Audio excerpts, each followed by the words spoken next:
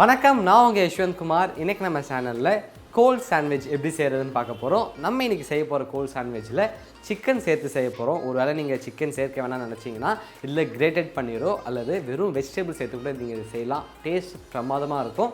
And அது மட்டும் இல்லாமல் இந்த ரெசிபிக்கு தேவையான முக்கியமான இன்க்ரீடியன்ட் வந்து மயோனைஸ். மயோனைஸ் எப்படி செய்கிறது அப்படின்ற வீடியோ நான் வந்து அப்லோட் பண்ணியிருக்கேன். அதில் நான் வந்து எக் அண்ட் எக்லெஸ் மயோனைஸ் ரெண்டுமே செஞ்சுருக்கேன். உங்களுக்கு எந்த மயோனைஸ் பிடிக்குமோ அந்த மயோனைஸ் இந்த ப்ரிப்ரேஷனில் நீங்கள் வந்து ஆட் பண்ணிக்கலாம். இப்போ இந்த கோல்ட் சாண்ட்விச் செய்கிறதுக்கு தேவையான இன்க்ரீடியன்ட்ஸ் அண்ட் இது எப்படி செய்கிறதுன்றதை பார்க்கலாம். கோல்ட் சிக்கன் சாண்ட்விச் செய்கிறதுக்காக ஒரு பேனில் 500 ml அளவு தண்ணி சேர்த்துக்கிறேன். கூடவே நல்ல ஒரு மனம் கொடுக்கறதுக்காக இஞ்சி பூண்டு விழுது 1 டீஸ்பூன், தேவையான அளவு உப்பு மற்றும் ஒரு சிக்கன் பிரெஸ்ட்டையும் சேர்த்துக்கிறேன். இந்த சிக்கன் பிரெஸ்ட் வந்து ஒரு 130லேருந்து 150 கிராம் வரைக்கும் வரும். இதோட லிட்டை போட்டு க்ளோஸ் பண்ணி இதை 10 நிமிஷம் வரைக்கும் நம்ம குக் பண்ண போகிறோம். இதோடைய இருபுறமும் நல்லா பொன்னிறமாக வரணும். அதுக்காக ஒவ்வொரு 2 நிமிஷத்துக்கும் இதை நம்ம திருப்பி விடலாம். முதல் 2 நிமிஷம் வரைக்கும் இந்த சிக்கன் மீடியம் ஃப்ளேம்லேயே நல்லா குக் ஆகிடுச்சு. இதை அடுத்த பக்கம் வந்து திருப்பிக்கலாம். இந்த சிக்கனை குக் பண்ணும்போது ஹை ஃப்ளேம் வச்சு குக் பண்ணாதீங்க. ஏன்னா ஹை ஃப்ளேம் வச்சு குக் பண்ணிங்க அப்படின்னா இதில் இருக்க தண்ணி வந்து சீக்கிரம் எவாப்ரேட் ஆகிடும். அதனால் மீடியம் ஃப்ளேமில் வச்சு அதை குக் பண்ணுங்கள். இதை வந்து நான் அடுத்த பக்கம் திருப்பிட்டேன்.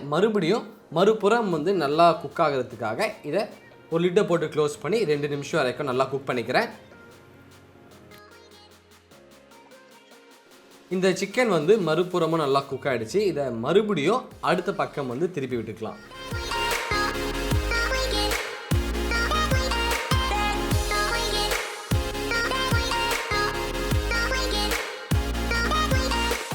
இந்த நேரத்தில் ஃப்ளேமை ஹையாக வச்சு அடுத்த 2 நிமிஷத்துக்கு நம்ம வந்து இதை திருப்பி விட்டுக்கலாம்.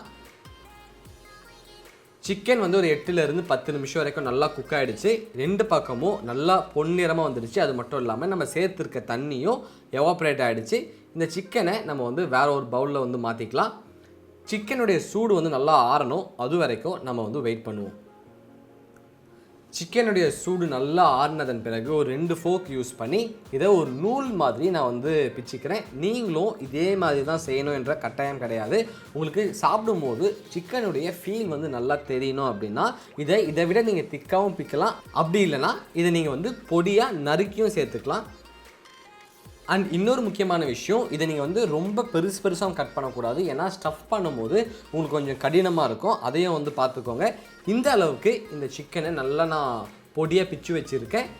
இதில் மொத்தம் 4 காய்கறி சேர்க்க போகிறோம். முதல்ல நீல வாக்கில் நல்லா பொடியாக நறுக்கிய கேரட் சேர்த்துக்கலாம். அதன் பிறகு இதில் வெங்காயம் சேர்த்துக்கிறேன். வெங்காயத்துடைய காரம் பிடிக்காதவங்க அது ஒரு வாட்டி நல்லா தண்ணியில் அலசினதன் பிறகு இதில் சேர்த்திங்கன்னா வெங்காயத்தில் இருக்க காரம் கொஞ்சம் கம்மியாகும். அடுத்து இதில் பச்சை குடைமிளகாய் சேர்த்துக்கிறேன். கடைசியாக 30 கிராம் அளவு கோஸும் சேர்த்துக்கலாம். இது கூட சேர்த்து உங்களுக்கு வேறு ஏதாவது வெஜிடபிள் சேர்க்கலாம் அப்படின்னு தோணுச்சுன்னா நீங்கள் அதையும் இதில் சேர்த்துக்கோங்க. இதுக்கு தேவையான முக்கியமான இன்க்ரீடியண்ட் மயோனைஸ். இந்த மயோனைஸ் ஒரு 100 கிராம் சேர்த்துக்கிறேன். கூடவே ஒரு 2 டேபிள் ஸ்பூன் அளவு டொமேட்டோ கெச்சப் சேர்த்துக்கிறேன். டொமேட்டோ கெச்சப் வேணாம் அப்படின்னா இல்லை நீங்கள் ரெட் சில்லி சாஸ் கூட சேர்த்துக்கலாம். கடைசியாக இது மேலே தேவையான அளவு ரெட் சில்லி பவுடர் சேர்த்து ஒரு இன்க்ரீடியண்ட்டோட இன்னொரு இன்க்ரீடியன்ட் நல்லா கம்பைன் ஆகிற அளவுக்கு இது மிக்ஸ் பண்ணிக்கலாம். அண்ட் அது மட்டும் இல்லாமல் மயோனைஸ் அண்ட் டொமேட்டோ கெச்சப் எப்படி செய்கிறது அப்படின்ற வீடியோவும் போட்டிருக்கேன். நீங்கள் வந்து அதை பார்க்கலாம். இதை நல்லா நான் வந்து ஒரு இன்க்ரீடியண்ட்டோட இன்னொரு இன்க்ரீடியன்ட் நல்லா கம்பைன் ஆகிற அளவுக்கு மிக்ஸ் பண்ணிவிட்டேன். கோல்ட் சிக்கன் சாண்ட்விச் தேவையான ஸ்டஃபிங் ரெடியாக இருக்குது. இதை எடுத்து சைடில் வச்சுருவோம். இங்கே ஒரு சாப்பிங் போர்டில் 2 பிரெட் ஸ்லைஸ் வச்சுருக்கேன். நான் யூஸ் பண்ணுறது வந்து சாண்ட்விச் பிரெட். இதில் தேவையான அளவு ஸ்டஃபிங் வந்து நடுவில் வச்சுக்கலாம். வச்சதன் பிறகு ஸ்பூனுடைய பேக் சைடு யூஸ் பண்ணி இதை நல்லா ஃப்ளாட்டாக ஈவனாக நான் வந்து ஸ்ப்ரெட் பண்ணிக்கிறேன். இதை இந்த மாதிரி நல்லா ஈவனாக ஸ்ப்ரெட் பண்ணதன் பிறகு இது மேலே வேறு ஒரு பிரெட் ஸ்லைஸை வச்சு க்ளோஸ் பண்ணிக்கலாம். உங்களுக்கு வேணும்னா நீங்களும் இதே மாதிரி கட் பண்ணலாம். இல்லை வேண்டாம்னு நினச்சிங்கன்னா இதை நீங்கள் வந்து அவாய்ட் பண்ணிக்கோங்க. சைட்ஸை வந்து கட் பண்ணதன் பிறகு இதை 2 பாதியாக வந்து வெட்டிக்கலாம். அவ்வளோதான். ரொம்ப ஈஸியான கிட்ஸுக்கு ரொம்பவே பிடித்த சிக்கன் சாண்ட்விச் ரெடி ஆகிடுச்சு. இதை அழகாக ப்ரெசென்ட் பண்ணிக்கலாம்.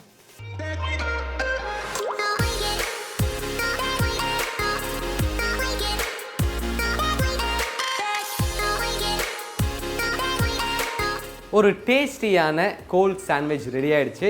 இந்த கோல்ட் சாண்ட்விச்சை நீங்கள் செஞ்சு முடிச்ச உடனே ஒரு கிளிங் ரேப் போட்டு கவர் பண்ணி ரெஃப்ரிஜிரேட்டரில் ஒரு 2 to 3 days வரைக்கும் நீங்கள் இதை ஸ்டோர் பண்ணலாம். இந்த ரெசிபியை நீங்கள் வீட்டில் ட்ரை பண்ணி பாருங்கள். ட்ரை பண்ணி பார்த்துட்டு உங்களுடைய ஃபீட்பேக்கை கீழே கமெண்ட் பண்ணுங்கள்.